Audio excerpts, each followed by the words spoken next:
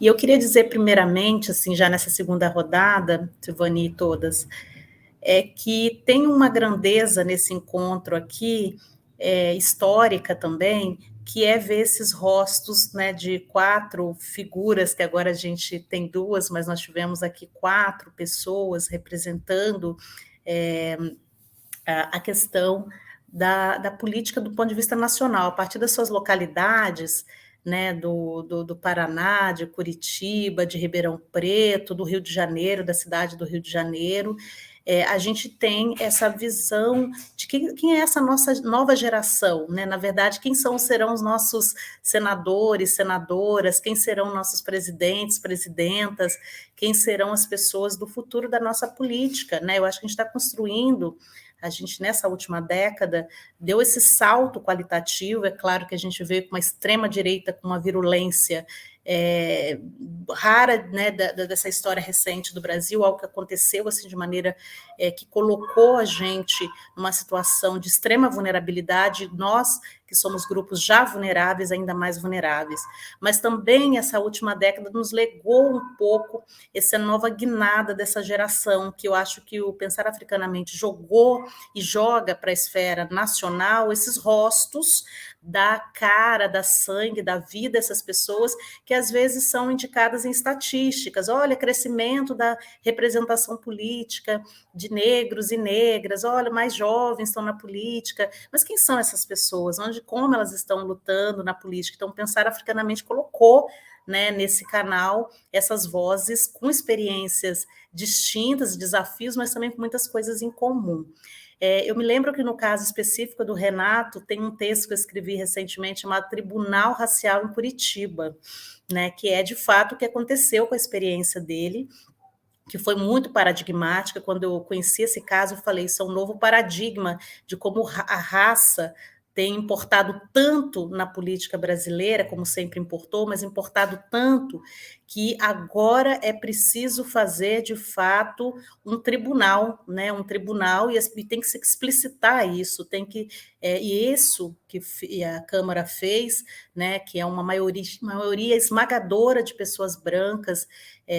com recursos, né, com riqueza, você vê o perfil socioeconômico daquela Câmara e como eles construíram essa situação de racismo institucional, estrutural,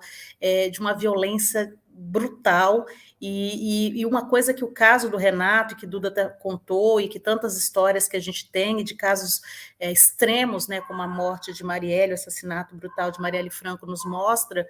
são casos que mostram para a gente o quanto as pessoas negras continuam vulneráveis, ainda que em espaços do Estado, institucionalizados, e como representação política, né? Fica essa lição para a gente, que não basta a gente conseguir essas candidaturas, o que tem que ser muito importante, mas assegurar esses mandatos, né? Assegurar essa representação política com qualidade. Essa Câmara, esse Tribunal Racial, retirou meses e meses de atuação do Renato Freitas. Quantas coisas, quantos projetos, quantas lutas, eu ficava me perguntando,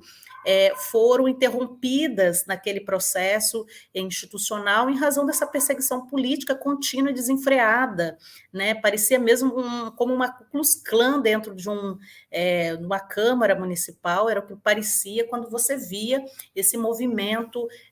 quase que coordenado, né, que vai de mídia, de autoridades públicas, de governo de estados, sem contar os bastidores que raramente vêm. Eu fico imaginando os bastidores dessa política racista, né, contra as pessoas negras, e isso, o caso do Renato foi explicitado, mas ele mostra o quanto que as pessoas negras estão ameaçadas quando decidem atuar politicamente. Eu fico imaginando,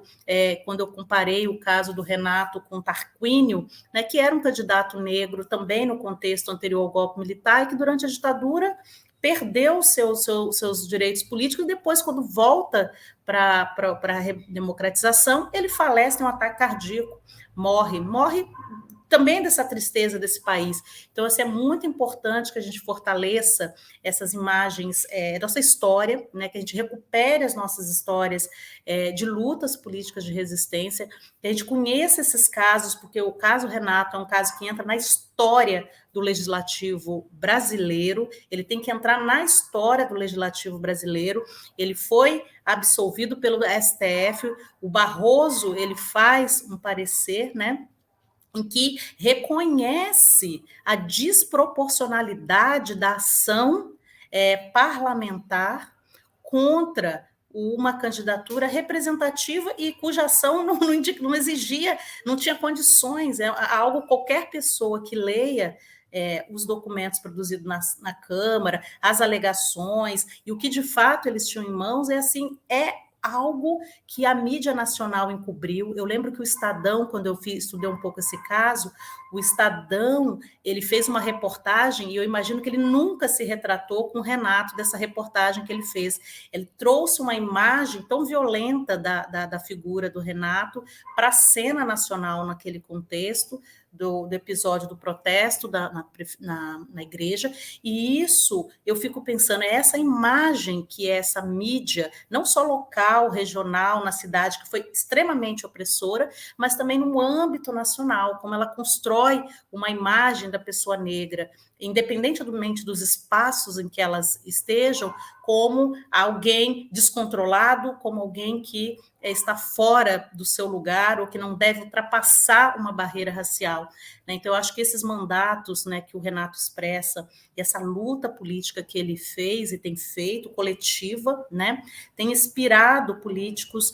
não só no Brasil, e políticas no Brasil, de fato, virou uma inspiração nacional, e que seja, e Duda também, né, uma inspiração nacional, que eu acho que é isso que a gente precisa construir, né, esses mandatos coletivos fortes, resistentes, integrados em rede, a Coalizão Negra com essa campanha belíssima, Vote Preto, Vote Preta, ela está trazendo à cena uma reivindicação histórica dessas mobilizações negras, periféricas, de movimento negro, de mulheres negras, que a gente precisa sim mudar a nossa representação política, e não é uma coisa, é uma coisa urgente, é urgentíssimo, não dá mais para manter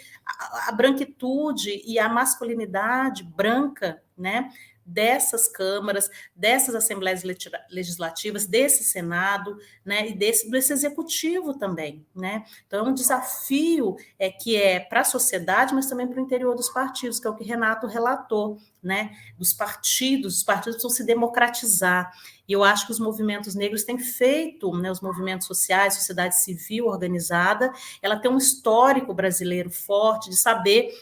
que